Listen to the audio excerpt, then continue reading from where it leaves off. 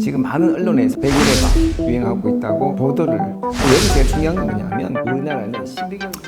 안녕하십니까. 창원파트너병원 소아청소년과에 있는 마상혁입니다. 오늘은 최근에 문제가 되고 있는 백일해에 대해서 말씀을 드리고자 합니다. 연일 보도가 되고 있지만 또 많은 전문가들이 이야기를 하고 있지만 실제 현재 대한민국에서 유행하고 있는 백일해에 대해서 제대로 정보를 전달하지 못한 것 같아서 오늘 제가 확실하게 정리를 해드리겠습니다. 일단 우리나라 사전을 보시면요, 백일해 검색해보면 아시겠지만 많은 언론에서 연일 지금 보도를 하고 있습니다. 그런데 언론에서 보도하고 내용 중에서 정말로 제대로 된 거는 하나도 없습니다. 전부 다 이제 그 기존의 백일해에는 정보를 인터넷에 나온 정보를 정리해서 보도하다 보니 실제로 대한민국에서 지금 나타나는 이런 백일해 유행에 대해서 제대로 보도를 하고 못하고 있다는 것이 굉장히 유감스러운 일입니다. 그러다 보니까 혼란만 가중이 되고 있고 많은 이제 보도 자료나 보도에서 접종을 하라고 하지만 도대체 누구를 접종해야 될 건지도 고민이고요. 임상 정보를 같이 주어야 하는데, 즉 다시 말씀드리면 심각한 상황이다 아니다도 보도가 안 돼 있어서 더 혼란스럽고요. 코로나 기간에 우리가 굉장히 혼란스러움을 겪었음에도 불구하고 지금도 같은 일이 반복이 되고 있다는 것도 굉장히 안타까운 일이고요.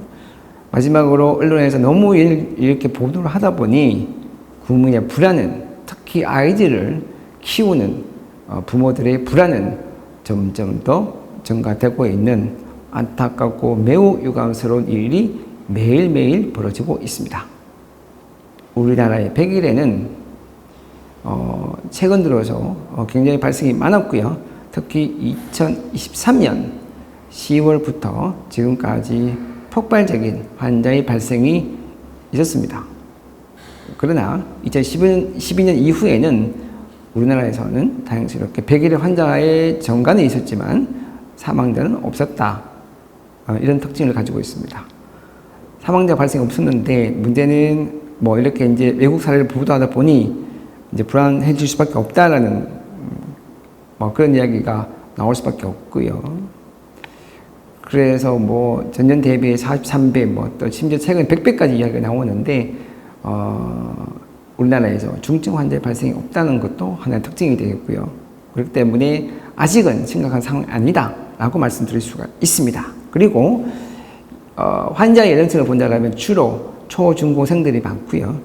성인들은 뭐 검사를 많이 안 해서 그런지 모르겠지만 많이 발견되고 있지 않고 증상이 심하지 않으면서 가볍게 진행하는 특징을 가졌고, 하나 흥미로운 거는 우리가 걱정하는 12개월 이하의 아이들의 감염이 많이 발견되고 있지 않다라는 것이고, 다만 경남에서는 환자가 많이 발생을 한다는 것이 또 하나의 유행의 특징이 되고 있습니다.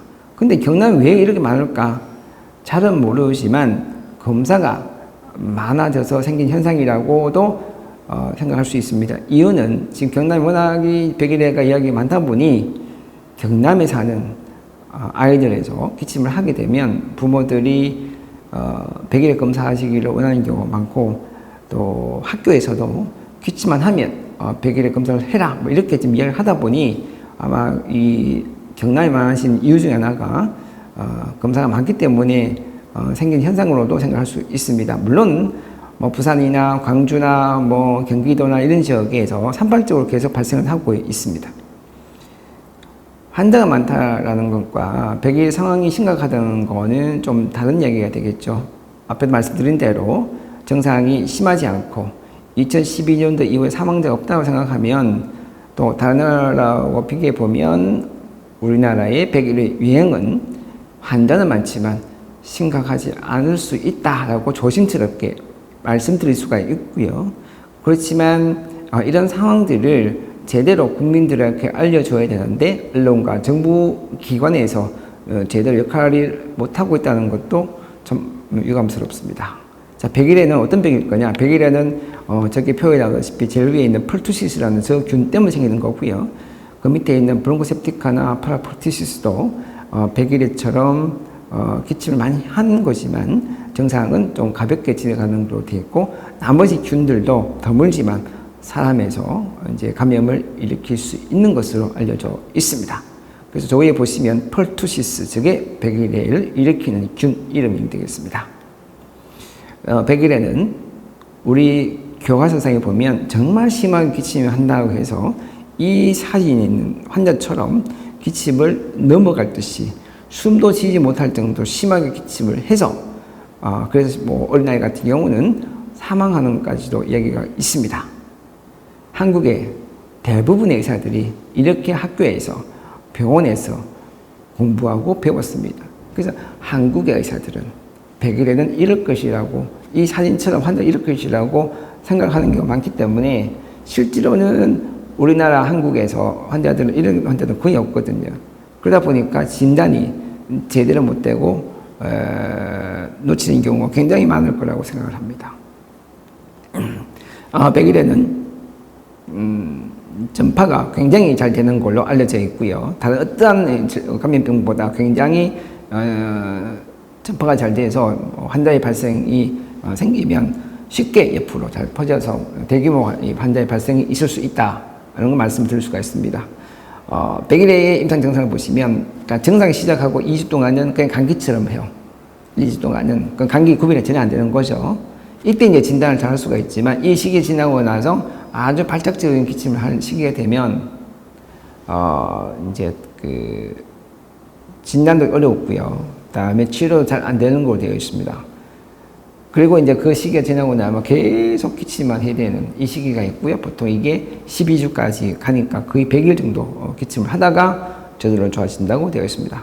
이게 이제 전형적인 백일해고요. 그렇지만 성인들은 감염되더라도 이렇게 증상이 있는 경우가 한 10% 내외밖에 없어서 대부분 다 무증상 감염, 그러나 전파는 시킬 수 있기 때문에 감염원으로 자격하는 거죠.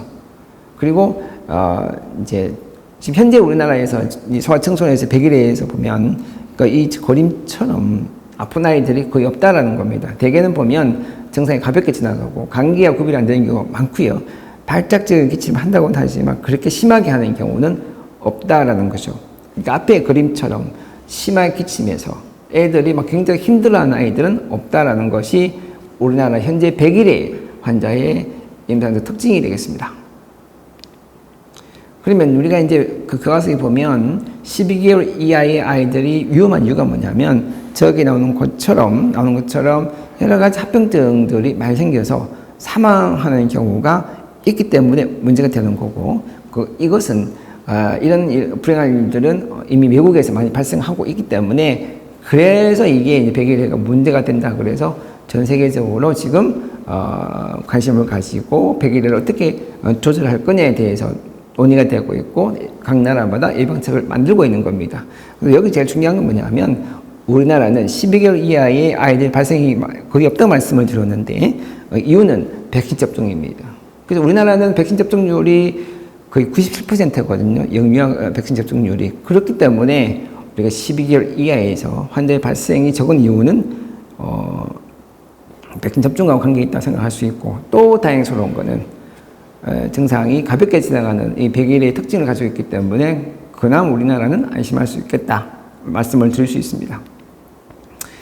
미국에서는요, 해마다 그러니까 백일해 때문에 아이들이 참 불행한 일을 맡고 있습니다. 그래서 미국이 그러니까 이렇게 백일해가 계속 발생하고 있다라면 한국과 미국이 백신 접종 일정이 같기 때문에 한국도 비슷한 상황이라고 생각이 되는데, 다만 그 백일해의 균의 변이에 따라서 병원성이 좀 떨어져서 우리나라의 그 백일해 환자들의 증상이 가볍다고 할 수가 있겠습니다. 자, 대표적으로 2015년도 사건인데요. 2015년도 안동에서 신생아 10명이 백일해에 감염됐다고 완치가 되었습니다. 이론적으로 보신다면 신생아가 백일해에 걸리게 되면 사망하는 환자가 굉장히 많을 수밖에 없거든요. 왜냐하면 항체가 없기 때문에. 그런데 이때의 2015년도에 신생아 10명 중에서 3명 정도만 입원 치료했고요. 7명은 입원도 하지 않을 정도로 증상이 굉장히 가볍게 지나가서 10명이 완치가 되는 적이 있습니다.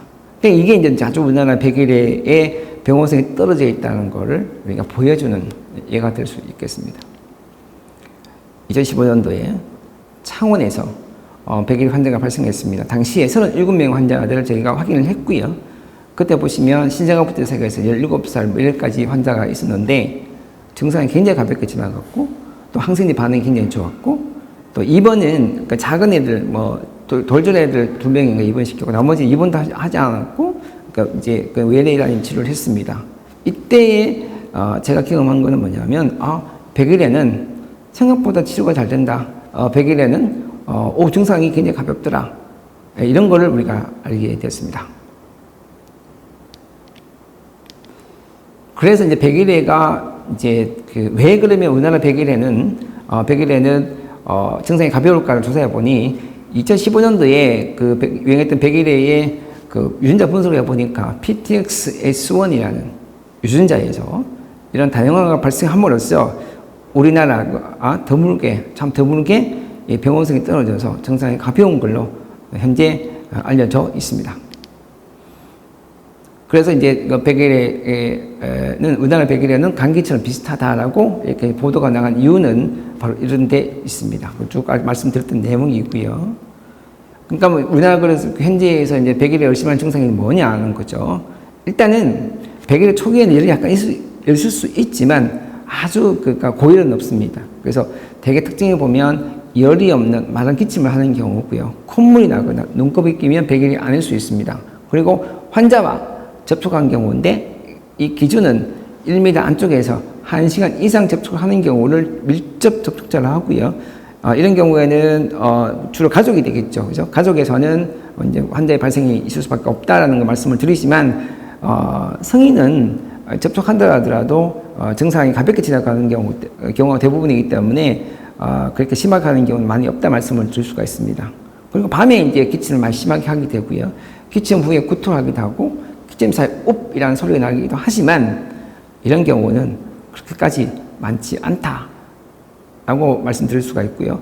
증상은 조금 기침을 하는 것, 감기침 하다가 조금 더 심해지다가 그리고 좋아지는 특징을 가졌기 때문에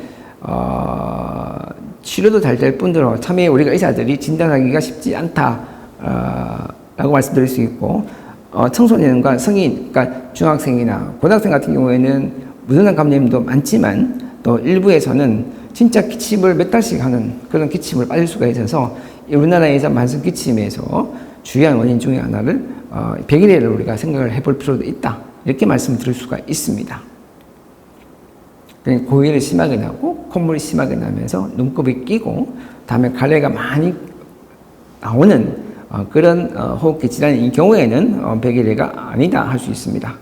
성인은 굉장히 증상이 가볍고 증상이 있는 경우도 많지 않다고 말씀을 드렸지만 이분들이 특히 우리나라 같은 경우에는 백일에 대한 백신 접종을 청소년기에 지나고 성인이 되면 거의 하지 않다 보니까 백일에 환자가 계속 발생할 수밖에 없고요. 그렇기 때문에 이 성인에서 그러니까 감염원으로 작용하고 이런 분들 때문에 어린아이들이 감염이 잘 되는 걸로 되어 있고요. 그러니까 지금 백일 접종을 하는 아이층에서도 또 백신 접종하고도 그러니까 이 방어력이 떨어짐으로써 또 이제 백일에 잘 걸릴 수가 있다는 거죠. 증간의 원인 말씀을 드리면 백신 접종을 많이 한다 하더라도 균의 변화 때문에 또 백신 효과의 감소 때문에 다음에 무증상 감염자가 많기 때문에 다음에 진단을 옛날보다 더 많이 하기 때문에 이렇게 환자의 발생이 늘어나고 있다고 볼 수가 있습니다.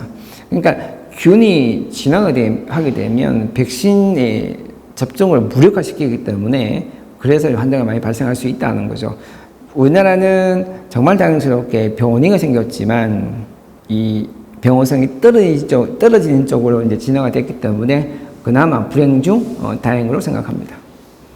그럼 감염은 도대체 어디 있느냐? 감염원은 이렇게 이제 청소년과 성인에서 감염자가 많이 발생하고 특히 무증상 감염자가 많다 보니까 이 사람들이 이 어린아이들한테 백일을 전파시키는 겁니다. 주로 올 수 있는 게 뭐냐면 제가 보시다시피 집에서 성인들이 아이들한테 전파시키는 경우가 많다라는 거죠. 그러니까 성인은 증상이 거의 없는 상태가 많기 때문에 모르고 질환하는 경우가 많아서 그런 분들이 계속 이제 전파시키는 원인이 될 수 있어서 그 성인이 감염이라고 말씀을 드린 이유는 거기에 있고요. 그래서 아이들을 키우는 집에서는 그러니까 백일에 접종을 하시는 것이 좋다는 겁니다. 그래서 우리나라에서 한 조사를 해봤습니다.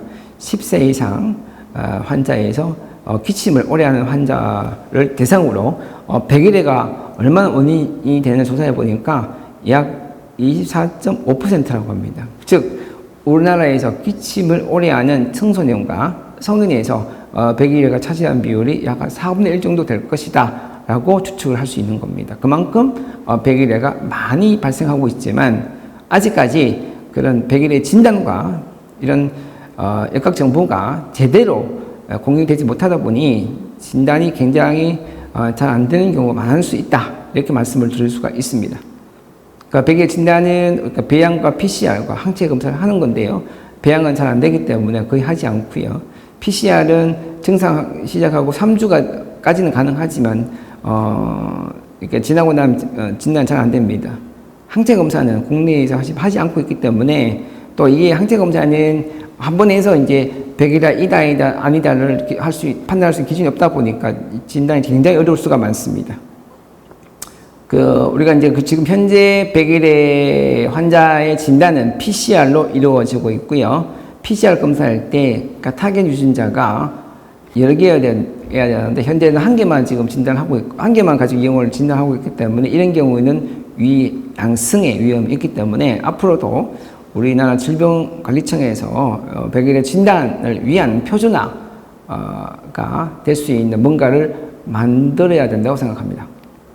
그 치료는 항생 치료하는 거거든요. 항생 치료하게 되면 되게 반응이 좋다고 말씀을 드릴 수 있고요.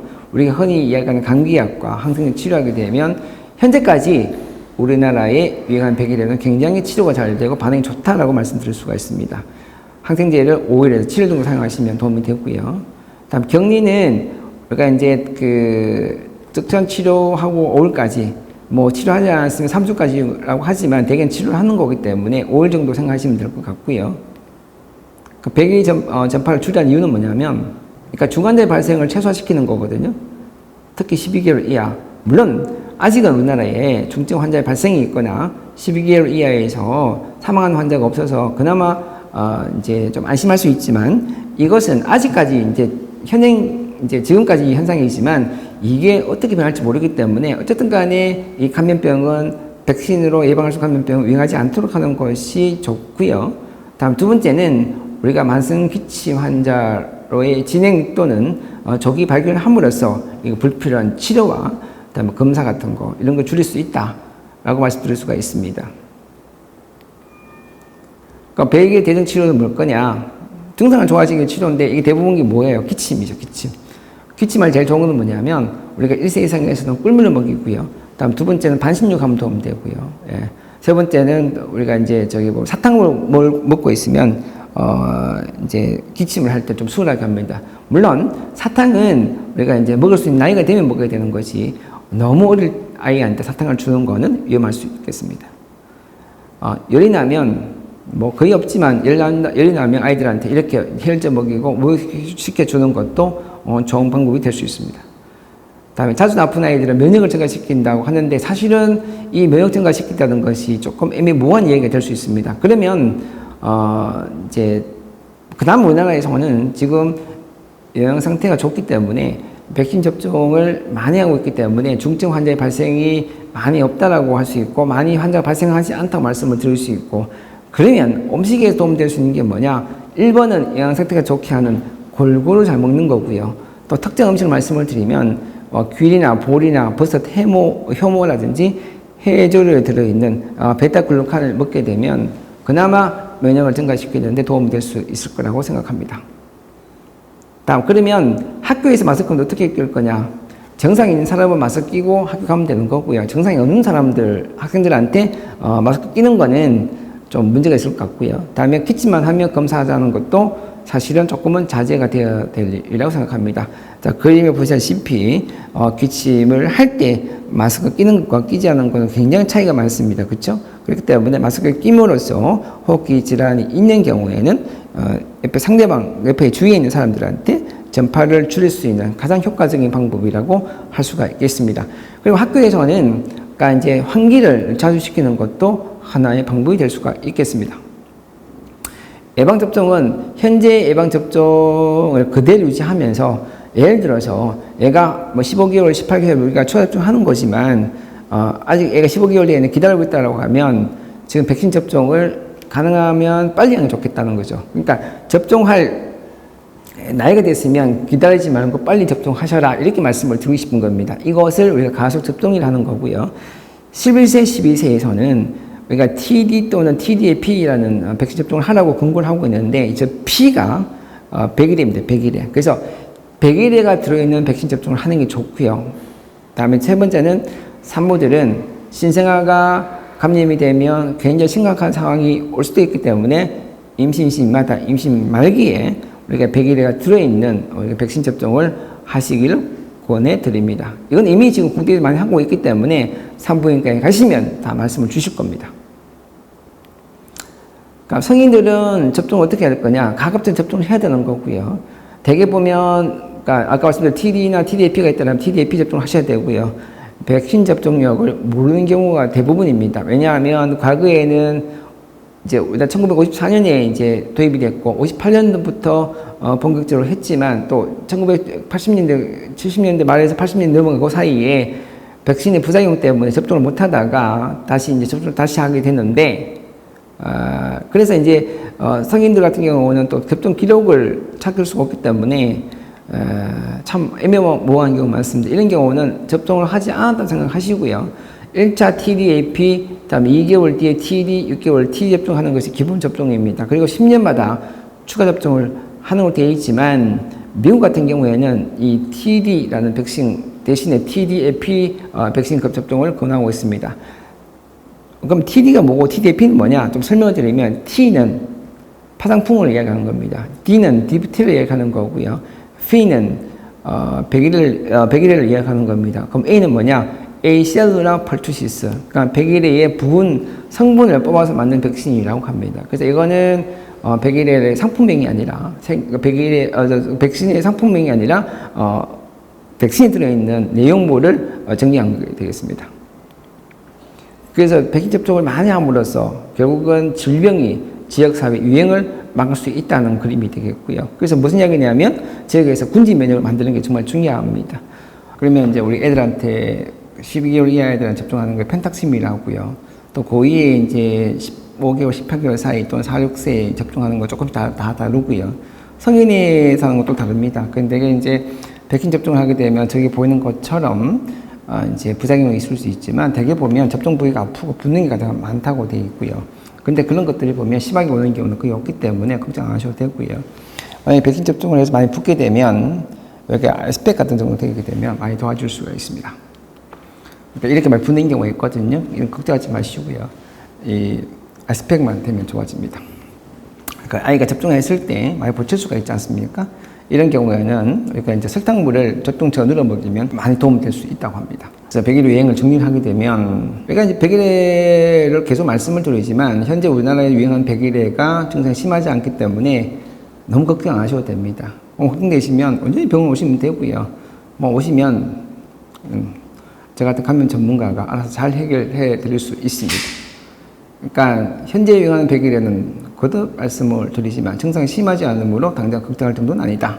치료가 잘 된다. 돌전에 아이가 전파되지 않도록 해야 되는데 물론 지금은 뭐 증상이 심하지 않기 때문에 괜찮지만 이게 어떻게 변할지 모르기 때문에 계속 관찰하면서 어쨌든 간에 돌진 아이들에 전파되지 않도록 접종도 많이 해야 되겠지만 또 아이들이 있는 집에 어른들은 또 백일에 접종을 해서 그러니까 아이들은 전파되지 않도록 하는 노력을 해야 되겠다라는 것이고 다음에 우리가 임산부 접종을 강조를 계속 드립니다. 그리고 현재 내가 문제가 되진 않지만 내가 느끼지 못하지만 나한테 불행은 언제든 올 수 있기 때문에 백신 접종을 다시 한번 강조를 드리고요. 그래도 걱정이 되시면 언제든지 병원 오시면 병원에서 쉽게 해결할 수 있다는 점을 다시 한번 강조를 드리니까 혼자서 집에서 검색하고 혼자서 걱정하지 마시고 오시면 충분하게 안심할 수 있도록 제가 도와드릴 테니까 언제든지 병원에 오시면 되겠습니다. 그래서 우리나라는 앞으로 어떤 준비를 해야 될 거냐? 100일에는 풍토병입니다. 그거는 이유는 뭐냐면 백신 접종 한계가 분명히 있기 때문에 그런 거고요. 이런 거는 전 세계적인 문제입니다. 그리고 100일을 특별 관리해야 되고요. 예방접종도 굉장히 강조를 해야 되는데 특히 성인들 우리가 접종 일정들을 다시 한번 우리나라가 좀 고려를 해야 될 것 같고요. 다음 역학조사, 다음 혈청 역학조사를 해서 그러니까 지금 현재 백신 접종 일정이 제대로 되고 있는지 조사를 고민을 해서 다시 조절할 필요가 있고요. 다음 이런 역학정보와 입상정보들이 전문가들한테 실시간 전달돼서 환자 진료에 도움받을 수 있도록 하는 게 좋습니다. 아직 그게 안 돼 있습니다. 그리고 아직은 발생이 없지만 중증 환자의 발생이 최소화될 수 있도록 전략을 짜야 되고요. 앞으로 현재 지금 보면 우리나라의 100일의 균의 특징이 변이가 생겨서 병원성이 떨어지는 것으로 되어 있습니다. 그렇기 때문에 이 균이 어떤 특징을 가지고 있고 앞으로 이 균과 현재 백신 접종을 하고 있는 이 백신과의 관계, 즉 다시 말씀드리면 이 백신, 현재 사고 있는 백신이 현재 우리나라에 유행하는 균을 예방할 수 있는 효과가 얼마나 있는지, 충분히 예방할 수 있는 건지에 대한 조사도 함께 이루어져야 될 것이라고 생각합니다. 이상입니다. 감사합니다.